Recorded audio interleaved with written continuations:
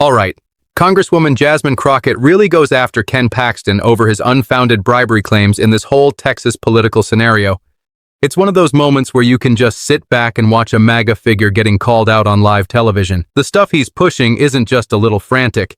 It's like a shield for his obvious plan to game the system. Let's check out the full video, and then I'll share what I think afterward. So, welcome back. Today, a Texas Senate panel on a party line vote moved ahead with the state's redistricting plan. On top of that, Texas Attorney General Ken Paxton has started an investigation into a political action group backed by George Soros for backing Democratic lawmakers who left the state to prevent a quorum and stall the redistricting effort. Earlier, I spoke with Congresswoman Jasmine Crockett, and now she's here with me. Congresswoman, my viewers are pretty clued in about this whole Texas redistricting issue, so I'd really like to hear your main concerns, ranked by importance. First off, how do you feel about Senator John Cornyn's comment today saying that the FBI is going to track down Texas legislators who are out of state? Honestly, that's really concerning. This isn't something for the Fed. It's a state matter through and through. For one thing, these are state lawmakers. Plus, the FBI should be focused on keeping us safe instead of following orders from a corrupt president who's trying to dodge accountability and knows his party won't hold him accountable. It's really alarming that this is coming from Cornyn. Ted Cruz doing this would seem typical,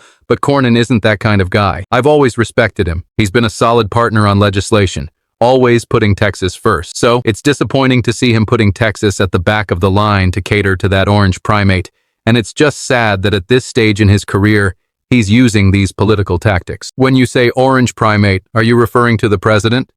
Yes, that's right. Just wanted to double check. What about attempts to kick Democratic members out of the state legislature's caucus? Are you worried? Not at all. Why? Well, I was part of the quorum break back in 2021, and during that time they tried a lot of things, including going to the Texas Supreme Court, which, as it stood then, decided this stuff was a matter of politics and outside their jurisdiction. I doubt this situation will be any different. The MAGA crowd is great at putting on shows. Snatching people off the streets or threatening to expel lawmakers is all just theatrics. I really believe that not every part of democracy has fallen apart yet. The courts, in general, are the last stronghold, as our Democratic wins have come through them so far. While I don't trust every court out there, there's a recent precedent about quorum breaking in Texas, and our state constitution allows it. It just doesn't make sense. I can't see the Supreme Court bending over backward to please a governor trying to appease the president. What do you make of the claims from Texas Attorney General Ken Paxton about Democratic lawmakers who've left the state supposedly taking bribes to cover their costs? Well, this is a guy who knows a thing or two about accepting shady money. If anyone understands breaking the law, it's him. He's been under federal scrutiny for years and has faced state felony charges for almost 8 years right here in Texas. We've had quorum breaks before, and no one ever suggested bribery back then. These lawmakers are just out there trying to represent their constituents. When the Texas legislature isn't in regular session, we can accept donations. Texas is one of the few states where no contributions are allowed during regular sessions because in the past, lobbyists would try to bribe lawmakers directly. The law was changed, so what they're doing isn't illegal. People can donate to support their advocacy and representation of their district. Last night on this show, Brian Harrison, a Texas House Republican, called the Democrats who left hypocrites, his words, not mine, because they went to Illinois, which is heavily gerrymandered, or to California or New York, both strongly Democratic and also gerrymandered. He pointed to those 3 states as examples of the problems Texas Republicans are trying to fix. What's your take? Honestly, I can't take any Republican seriously right now. If you're a Republican who didn't raise a fuss when the U.S. House took a month-long break to dodge the Epstein files, you don't get to weigh in. I'll give credit where it's due.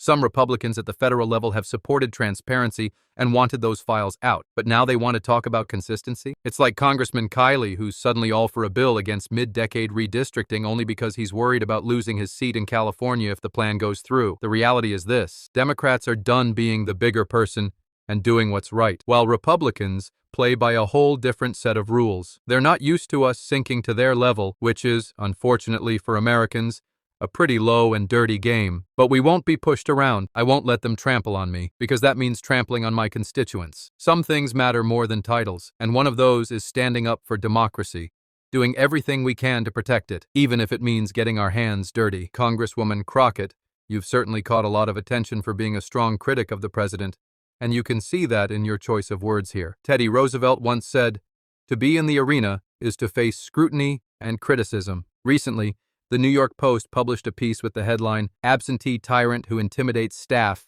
aimed at you. So are you really an absentee tyrant who bullies your team? Come on now. I know I've made it big. Like Beyonce says, If people aren't talking about you, you probably aren't doing anything worth noting.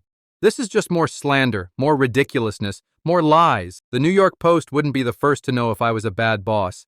I've spent 2 years at the state level and now 2.5 in Congress. That makes 5.5 years total. And suddenly I'm a terrible person and manager? I don't buy it. The truth is, working on Capitol Hill is tough for everyone, whether you're a member or part of the staff. As we joked right before going on air, being a young black woman attracts extra attention and criticism from all sides. But when people start talking about you, it means you're really affecting them. I won't step back. There's a line I often quote: "Your hate fuels my drive, so keep hating. It only pushes me to keep doing what I do, advocating loudly and proudly for the American people." Texas. Democratic Congresswoman Jasmine Crockett. Thanks for being here. Happy to be here. Now, let's dive into what John Cornyn, who likes to see himself as a serious statesman, has said about the FBI helping to track down Texas lawmakers. That's just pure political theatrics. This isn't even a federal crime. Quorum breaking is clearly allowed under the Texas Constitution and has been around for decades. Just look at the killer bees in 1979, the Democrats heading to Oklahoma in 2003, or again in 2021. Why does this happen? Because it's one of the few options left when the majority is pushing something extreme. And this time, it truly is extreme. A mid-decade redraw to secure 5 more solid GOP House seats, even after the DOJ raised alarms about them weakening Black and Latino voting power. This is classic gerrymandering, reshaping minority districts, stretching boundaries, packing and cracking until the power is secured, no matter how people actually vote. You can see Trump's influence too. He's been pushing state legislators to redo maps mid-decade ever since his loss in 2020. Let's not forget about Ken Paxton, who's been facing felony charges for nearly a decade while accusing others of bribery. His so-called investigation centers around Democrats covering travel expenses with donor money during times they're not in session, which, by the way, is allowed under Texas law. That's fundraising, not bribery. And the Republican hypocrisy? It's rich. They're calling Democrats hypocrites for traveling to places like Illinois or California, while conveniently ignoring the fact that their own party avoided dealing with the Epstein files during a month-long recess in the U.S. House. Now they're all about consistency? Nah. It's all about control. They'll pull the FBI into state issues, threaten to boot lawmakers out, and smear anyone who stands in their way through the media just to cling to power. The attacks on Crockett and that tyrant label from the New York Post are a classic example. A young, outspoken black woman in politics? She's a target. It's not that they